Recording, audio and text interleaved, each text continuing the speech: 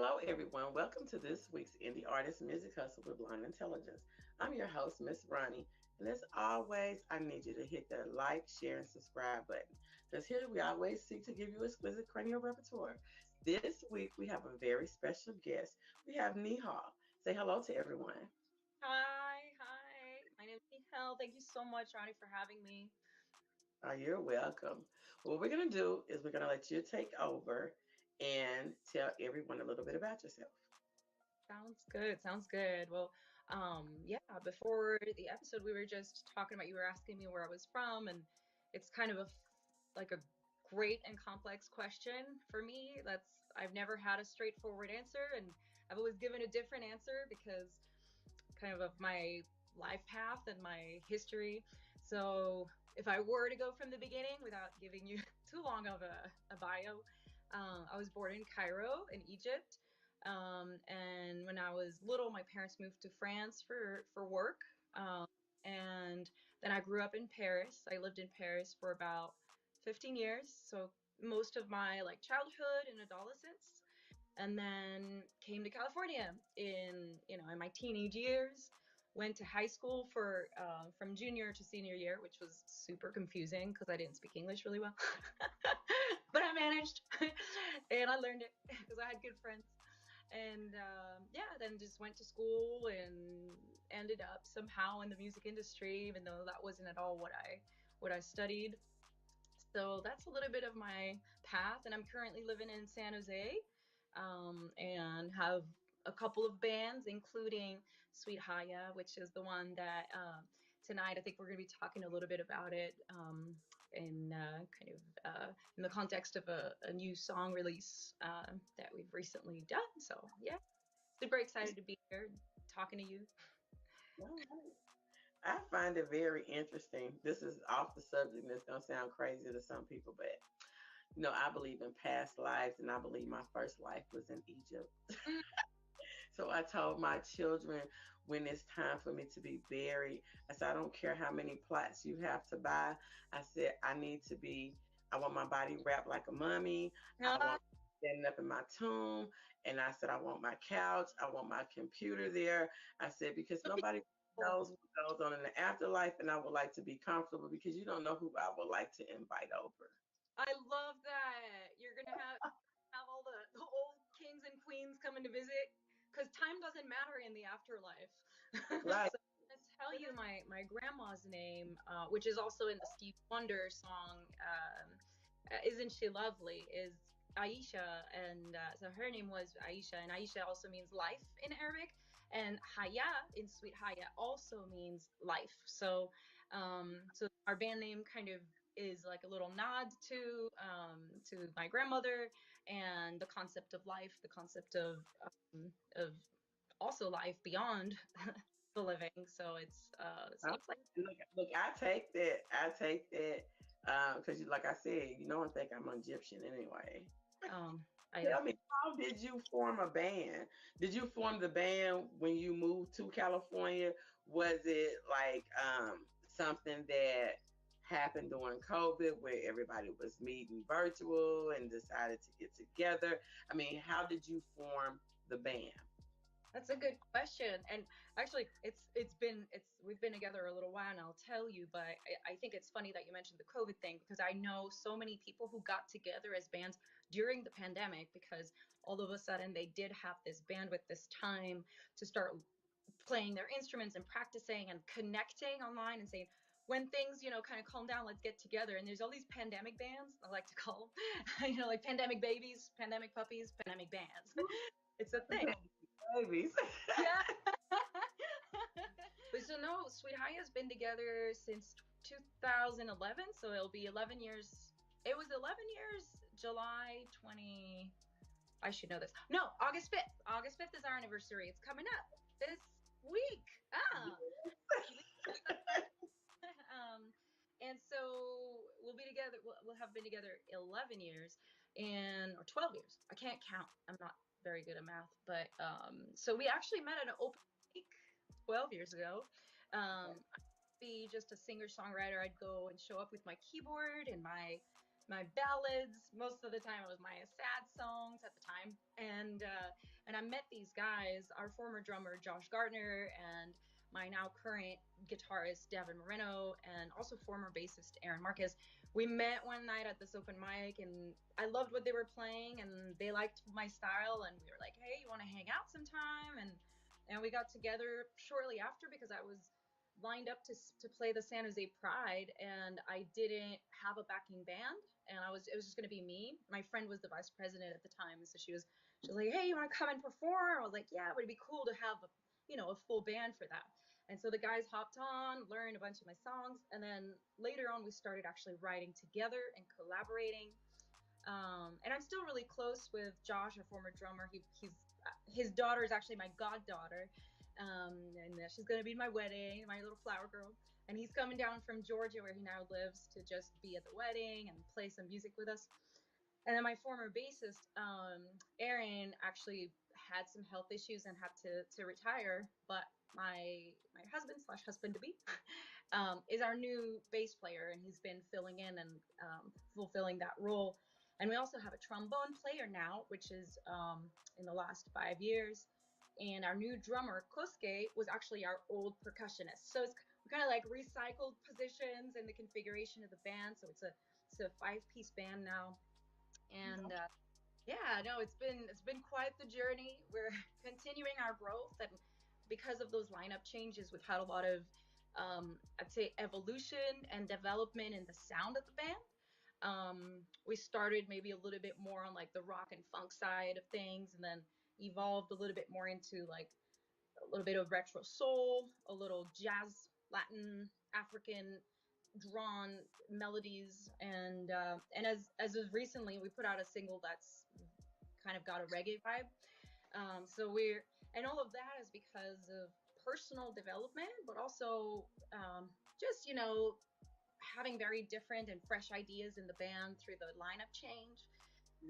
So that's been such a cool thing to witness, especially as us like the founding members. Sometimes like your own material or your own ideas feel stale to yourself, and kind of you have this desire to do more than the sum of your parts. And that's been like a nonstop thing with this band, just being able to continue creating and putting out material. We actually have 3 singles. One we just put out, and then the other 2, they're going to come out each season. So we had a summer single, we're going to do a fall, and then a winter single. And they're kind of appropriate, the messages for it. And the genres are actually very broad within these 3 songs, kind of on purpose. And it goes back to that, that nod to diversity and the importance of cultural wealth, and that kind of broad spectrum of perspectives, and opinions within music. So I want you to describe your genre of music as a fruit. describe our genre of music as a fruit. I like that. Hmm. Okay. And Fig. it's any way you want, because you can Yeah. think of yourself as the scientist, and you done made some hybrid plants, and you Oh, done like took seeds yeah. out of this and made it this color and made it juicy like this, but it's called this. I mean, it's all up to your imagination. Yeah. Well, it would definitely be a purple fig then, which I think a, a lot of times figs when they're ripe, they're kind of purple already. And then when they're dried, they're super sweet. I don't know if you've ever had like candied fig or sweet fig. And it's something that we eat a lot in Egypt and lives on palm trees. And I'm obsessed with palm trees because it's like the American dream, that view of like, California and the sunshine. Music is sweet. And the music is sweet, and the music is sweet, and it's supposed to bring you joy, and it's supposed to bring you peace and nourishment. And I think that the fig is a very nourishing fruit that, like during Ramadan, when people are fasting, they eat figs to help them sustain their fast throughout the day. um, so I guess that's like an idea. I love that question. I know that. I mean, that was interesting to me because I know a lot of people that fast during that time. that, that's Muslim, and they never really talk about those types of things. Now I helped somebody write something on the diet that that they would practice or whatever, and the different times that they could possibly eat. And a lot of it was like rice.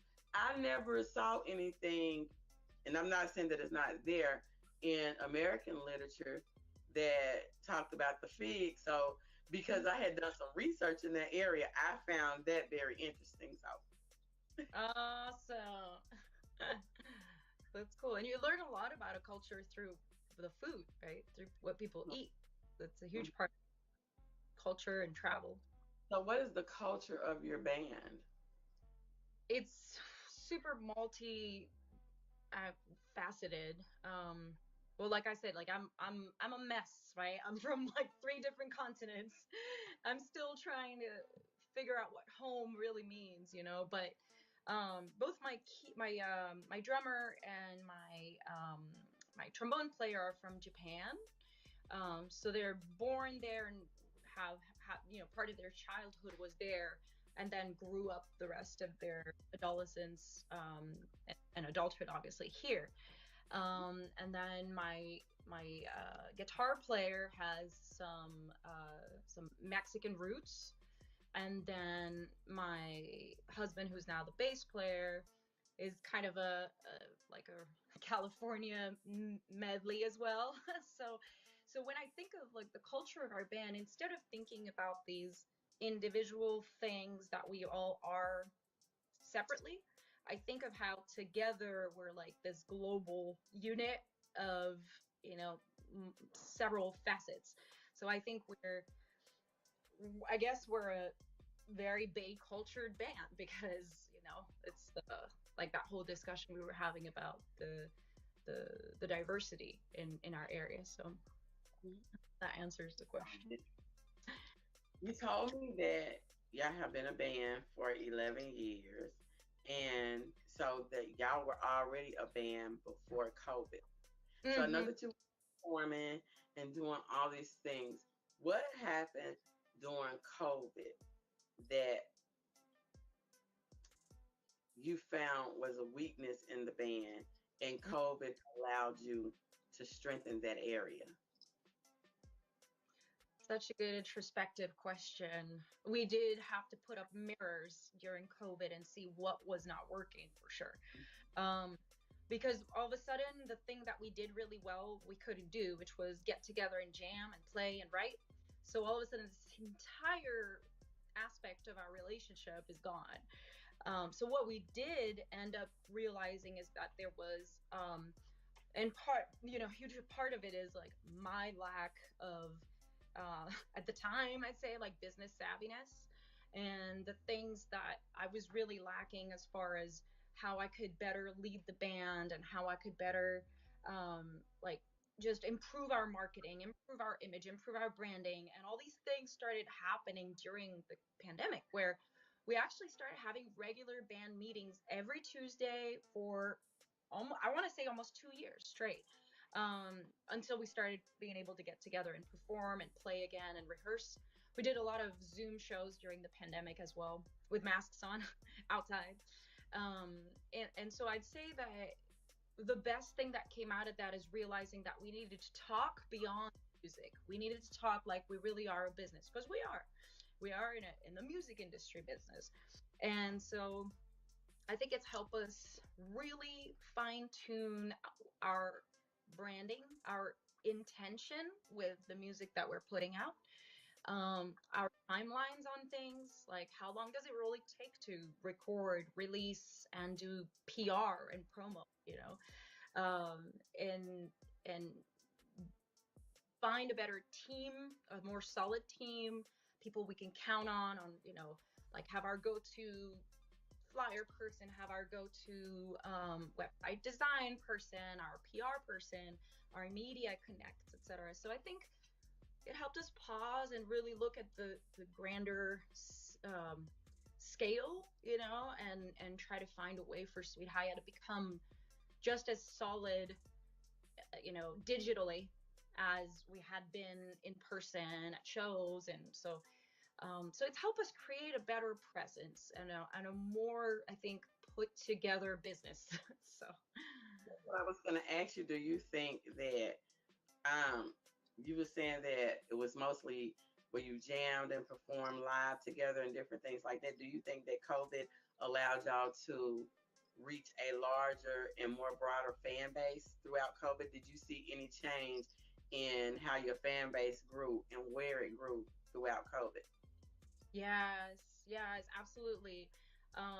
We Because all of a sudden we weren't just about playing locally, and even when we were touring, like you'd target a certain state or a city in a state, but all of a sudden it was like just equal footing, right? Everyone's on the same page, and anyone who has Spotify or YouTube or can access our website all of a sudden was able to connect and see that we're playing on Zoom and doing all these, these virtual shows. And we've done a ton of fundraisers for everything that was going on in 2020, from supporting nonprofits, supporting. I mean, a lot. We did a lot of different things. I'm not gonna name everything, but it allowed us to tap into communities that we weren't really connected with before, but that we found that we had these same goals, and that we wanted to align our strength to become part of a stronger community. Just in a variety of things, like in equal rights movements and activism and feminist movements, and helping, you know, like children with impairments, etc., things like that. That those were not audiences we ever really had before, because we played bars and festivals and places where we wouldn't have had this opportunity to connect. So, and we played a ton of international shows with big corporations that would hire us to do Zoom events for their happy hours, to keep like the culture going in their company. And so we were playing to people in like Berlin and Israel and Australia. We apparently have a following in Australia. I didn't know that. It's like, oh, that's a thing. Oh, cool.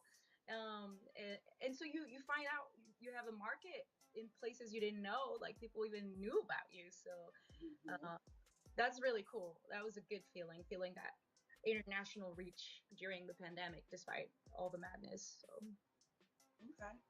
So tell me this. I know that you told me that you was getting married and that your husband to be is part of the band.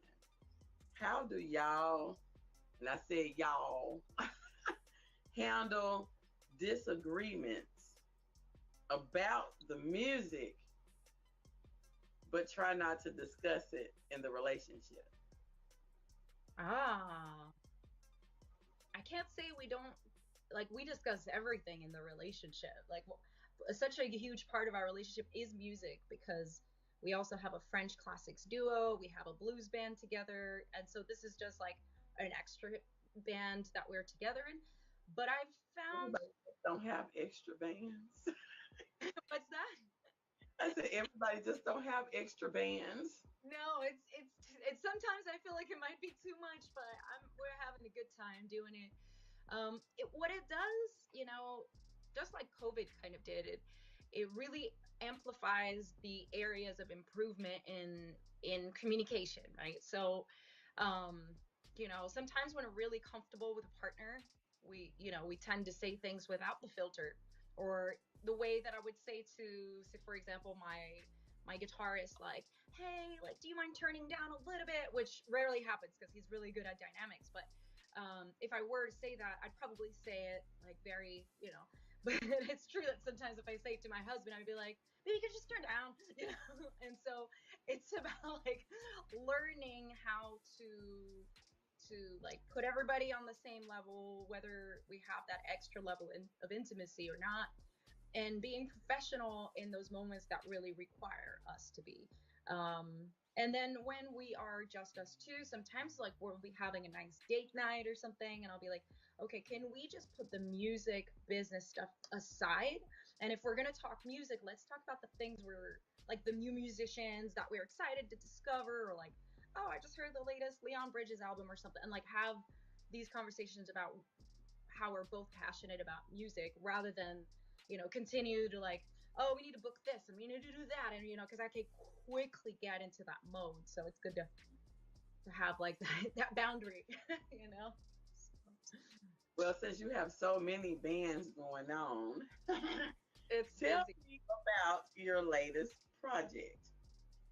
Yeah, so my husband and I, we have this kind of retro blues project that we started literally the week the pandemic hit. We had our first show, and then we went on a hiatus for 2 years, started rehearsing again last year, and we started playing again. So that project is called Grace and the Grit, Mhm. and it's a bass player, Adam Martinez, and a harmonica player, Ryan Walker, and our I, drummer.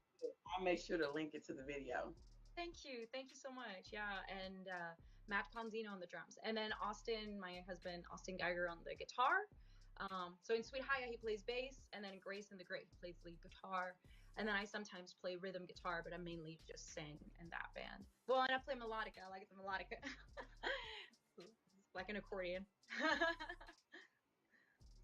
So, how many different instruments do you play?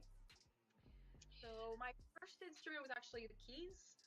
Piano was my first instrument. In France, I grew up learning classical piano, and though I I, like yes, it's such an amazing way to go ahead. Sorry, relaxing.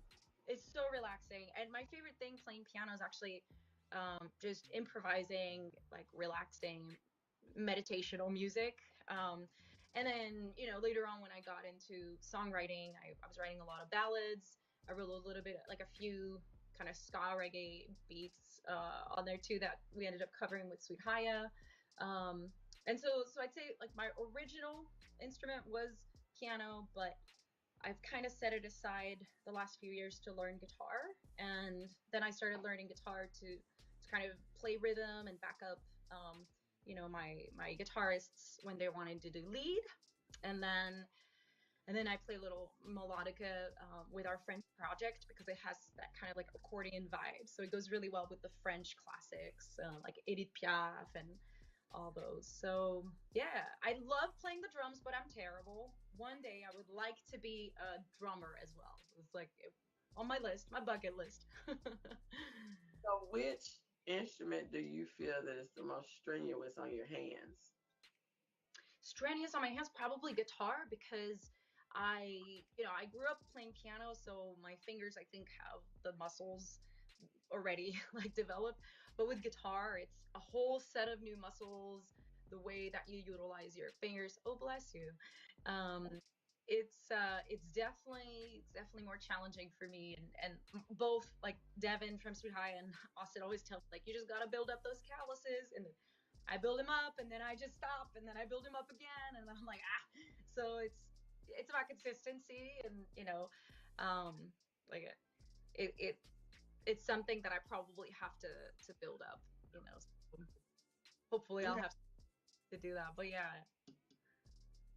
Well, I thank you for coming. I want you to give everybody the name of your latest project, your social media handle, and anywhere they can find you. Oh, thank you so much. Thank you so much, Ronnie. Yeah, well, definitely would love to hear more from your audience as well, and hopefully we've connected in some way through this with your listeners. I really hope so, because for me, music is really important, but the connection we make with people is my favorite thing about the music we make, because that's what makes the world a better place, is establishing these relationships. So hopefully we'll be able to see you also sometime at a show. We might have to come out to your side of the world. I come to California all the time. I'll be Yes, come out to see us. Come out to see us. there. We'll be playing yeah, this summer. Later on, we've got some big shows in the works. Actually, I'm not allowed to say yet, but when they get announced I can definitely let you know. Okay. But yeah, we're easy to find too, like sweethayah.com. It's sweet and then HAYAH.com. And then we're on Facebook, on Instagram, on Twitter, on Bandcamp.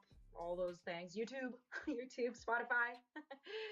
And now our music's also on Apple Music and on Google, so we're pretty easy to find. So, and our latest single is called "Can't Get Comfortable," and so I hope, yeah, folks get a chance to listen to that. And I'd love to hear if you hear anything back from your listeners, and we'd love to hear what you think about it too. Okay, okay, I will tell you. Y'all heard her. You can find her on Spotify, on Instagram, on all those different things. I know I just mixed it all up together at, say it again, sweethaya.com. And Yes, what's your handle again? it's at Sweet Hayah, so SweetHayah. So that means a Okay. sweet life. All right. Sweet Life. Yeah. All right. And of course, y'all know where y'all can find us at. And we will see you next week. Thank you Bye. so much. Thank you so much. I Oh, really you're appreciate so it. welcome. You're welcome.